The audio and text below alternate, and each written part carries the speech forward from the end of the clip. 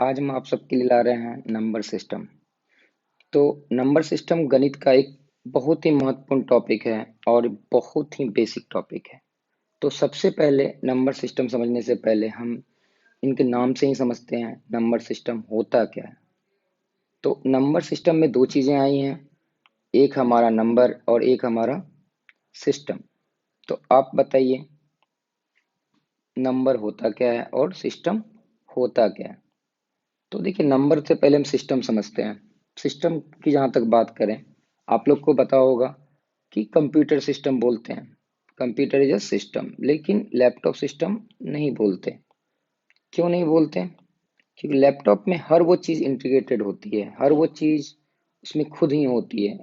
जैसे माउस, अब कंप्यूटर में जाइएगा तो आपको माउस मिलेगा, आपको कीबोर्ड मिलेगा, आपको प्रिंटर मिलेगा, आपको वेबकैम मिलेगा। सब कुछ मिलकर यूजर का काम करता है। जो आप बैठे हो, जो ऐड आप कमांड देते हो, आपको रिजल्ट आपके इनपुट के अकॉर्डिंग दे देता है।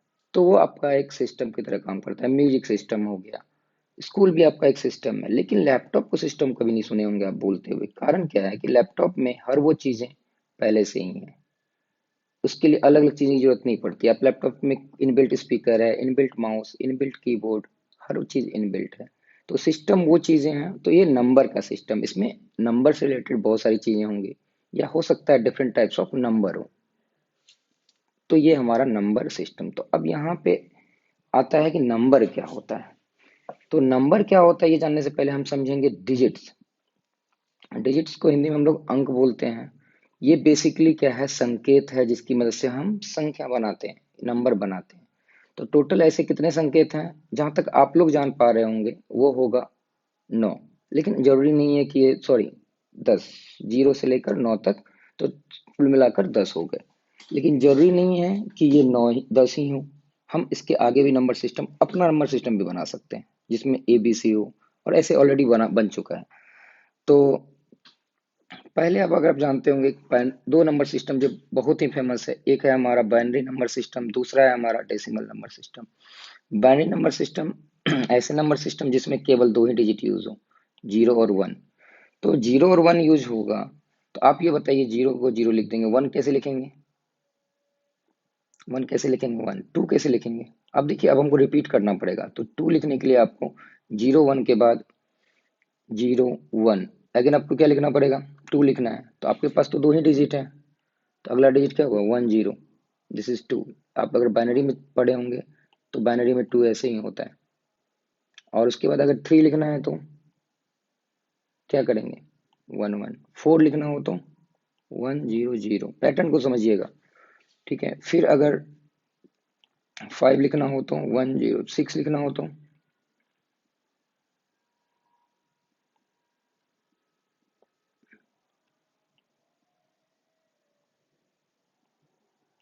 और 7 लिखना हो तो, 8 लिखना हो तो, इस तरह से पैटर्न रिपीट होता जाएगा। तो ये हमारा बाइनरी नंबर सिस्टम। हम अभी डेप्थ में नहीं जा रहे हैं, अभी हमारा डेसिमल नंबर सिस्टम पे आते हैं। डेसिमल नंबर सिस्टम पे आते हैं जिसमें टोटल कितने हैं? बेस 10। तो 0 से शुरू करेंगे, 1 2 3, कहाँ तक? 9 तक। इसके आगे लिखने के लिए हमें क्या करना पड़ेगा? रिपीट करना होगा। देखिए पहला रिपीटेशन यहीं से शुरू हो गया, 10, फिर 11 12, इस तरह से आप भी जानते हैं। तो ये हमारा नंबर सिस्टम है जो हम लोग यूज करते हैं। इसमें टोटल कितने बेस हैं? 10 है। और कंप्यूटर हमारा कौन सा यूज करता है? Binary number system.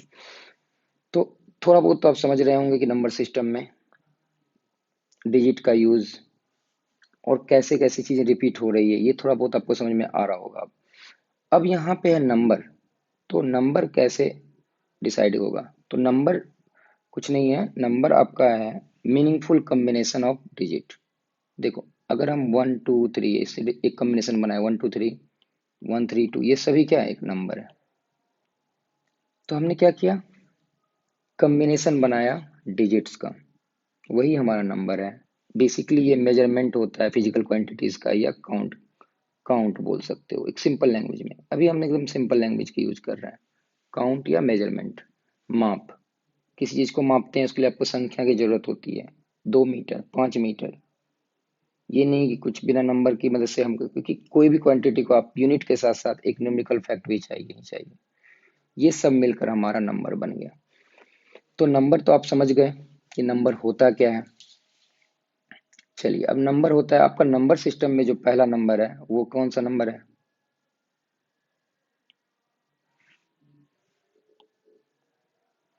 आपने पहला नंबर पढ़ा होगा नेचुरल नंबर।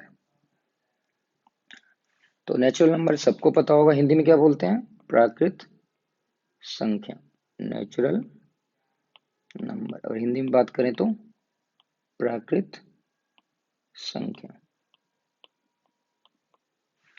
तो देखिए, जो God gifted, this is called, इसको बोलते हैं हम लोग गॉड गिफ्टेड, कि भगवान ने ही दे दिया।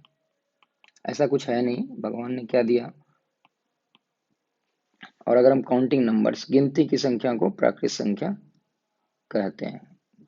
काउंटिंग नंबर, गिनती की संख्या को प्राकृत संख्या कहते हैं। तो काउंट कीजिएगा किसी चीज को, मान लीजिए आपको काउंटिंग करने के लिए मैं बोल दूं, तो आप कहाँ से काउंट कीजिएगा? जीरो से तो कीजिएगा नहीं, कहाँ से कीजिएगा? वन, वन के बाद क्या 1.5 बोलिएगा? नहीं, वन के बाद टू, फिर थ्री, फिर फोर, फिर फाइव, इस तरह से बढ़ता जाएगा। तो यही हमारा नंबर क्या हो जाएगा? नेचुरल नंबर या प्राकृत संख्या। इसके समूह को हम लोग दिखाते हैं एन से। तो ये हमारा हो गया प्राकृत संख्या। अभी गिन संख्या मिल गया हमें, एक नंबर सिस्टम का एक नंबर मिल चुका है हमें, वो है हमारा प्राकृत संख्या। तो अब जरूरत क्यों पड़ा दूसरा नंबर पढ़ने का, उसके बारे में सोचते हैं। उससे जानने से पहले हम समझेंगे गणित की चार आधारभूत संक्रियाएं, जो कि एक है जोड़, दूसरा है हमारा घटाव, तीसरा है गुना और चौथा है भागा। जोड़ आपको आता होगा, घटा भी आता होगा, गुना भी आता होगा। तो जोड़ क्या है? 2 + 3 जोड़ दिए, कितना हो गया? 5।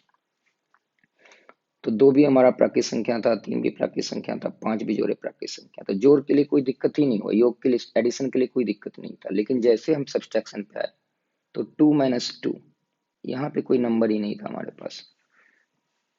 तो हमें नंबर की जरूरत पड़ गई। मुझे लगा कि नहीं, ये हमें लगा कि ये हमारा प्राकृत संख्या से काम नहीं चलेगा, हमें क्या करना पड़ेगा? एक नया नंबर लाना पड़ेगा। और वो नया नंबर आया होल नंबर। वो नंबर आया होल नंबर, जिसको हिंदी में हम लोग पूर्ण संख्या बोलते हैं।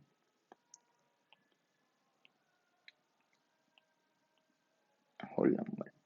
तो होल नंबर को डिफाइन कैसे करेंगे? डब्लू, कुछ नहीं, एक नया नंबर आ गया, जीरो, जुट गया किसमें? नेचुरल नंबर में, और ये बना दिया हमारा होल नंबर। तो जहां तक गिनती की संख्या थी उसमें ही क्या कर रहे हैं हम? बस जीरो को ऐड कर दे रहे हैं। तो ये हमारा डब्लू हो गया। तो स्मॉलेस्ट कौन? Zero. Biggest we can't say. कभी भी गलती से अनडिफाइन नहीं बोलना है, ना ही इंडिटरमिनेंट बोलना है, ठीक है? और ना ही इन्फिनिटी बोलना है, क्योंकि इन्फिनिटी, इंडिटरमिनेंट, इन सब का एक अलग वैल्यू है, अलग मीनिंग है। तो ये यूज नहीं करेंगे हम। क्या बोलेंगे? We can't say. तो अब तक तो आप समझ रहे थे कि चलो घटा में दिक्कत हो गई, अब होल नंबर अब तो पूरा हो जाना चाहिए। नहीं, अभी भी हमें दिक्कत आई।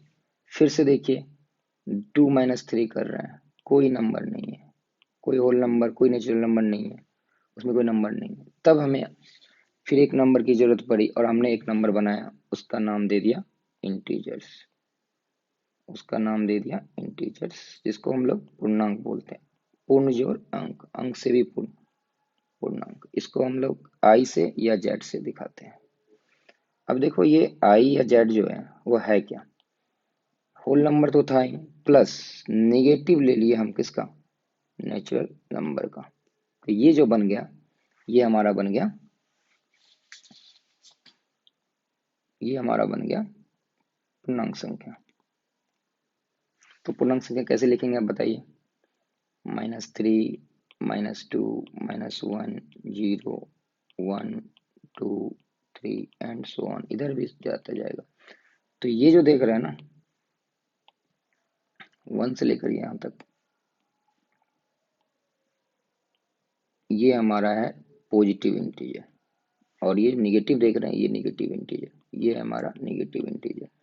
और जीरो की बात करें तो ना तो पॉजिटिव नहीं है, ना ही निगेटिव। लेकिन अगर हम जीरो प्लस पॉजिटिव बोलेंगे इसको मिला देते हैं तो ये हमारा हो जाएगा नन नेगेटिव और ऋणात्मक, क्योंकि ऋणात्मक नहीं है। और अगर हम जीरो मिला के निगेटिव के साथ बात करें तो ये हो जाता है हमारा नन पॉजिटिव, नन पॉजिटिव और धनात्मक, और ये अऋणात्मक।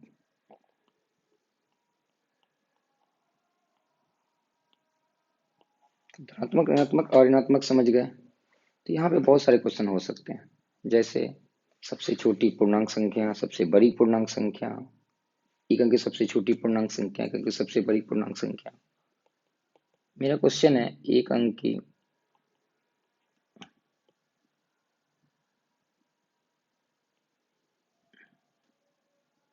एक अंक की सबसे छोटी पूर्णांक संख्या, सबसे छोटी